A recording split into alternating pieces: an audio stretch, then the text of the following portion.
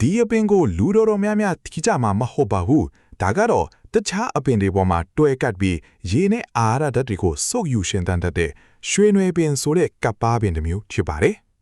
မြင်ရတာတာမန်ပင်မျိုးလို့ထင်ရပေမဲ့သူ့မှာစိတ်ဝင်စားဖို့ကောင်းတဲ့ဆေးဖက်ဝန်တန်ဖိုးတွေအများကြီးရှိပါတယ်ဒီဗီဒီယိုထဲမှာဆိုရင်ရှေးလျိုကြီးတွေရဲ့အစင်လာဗဟုသုတတွေကိုမြင်တွေ့ရမှာပါသူတို့ဟာဒီရွှေနွယ်ပင်တွေကိုတွေ့တဲ့အခါအိမ်ကိုယူလာပြီးရိုးရှင်းတဲ့ဆေးဖက်ဝန်အေးထုတ်စရာအဖြစ်အခုလိုကျุလို့မရှိကြပါတယ်ပထမဆုံးအနေနဲ့ရွှေနွယ်ပင်အဆိုတွေကိုစင်ကြယ်အောင်ဆေးကြောရပါတယ်အဲ့ဒီနောက်မြေအိုးထဲမှာတခြားပါဝင်ပစ္စည်းတွေနဲ့အတူရောထည့်ပြီးကြိုရပါတယ်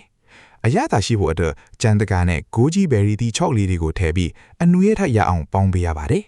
အချိန်တန်တဲ့တခါမှတော့ကျန်းမာရေးအတွက်ကောင်းမွန်ပြီးတောက်ရလွယ်ကူတဲ့ရွှေဝါရောင်ဆေးဖက်ဝင်အရည်လေးကိုရရှိမှာဖြစ်ပါတယ်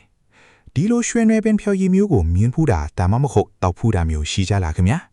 ဒါဟာလူသားနဲ့တမာဝတရားကြားကနီးကပ်တဲ့ဆက်နွယ်မှုကိုဖော်ပြနေတဲ့တကယ်ကိုရိုးရာကြီးလက်အစားအစာတစ်မျိုးပဲဖြစ်ပါတယ်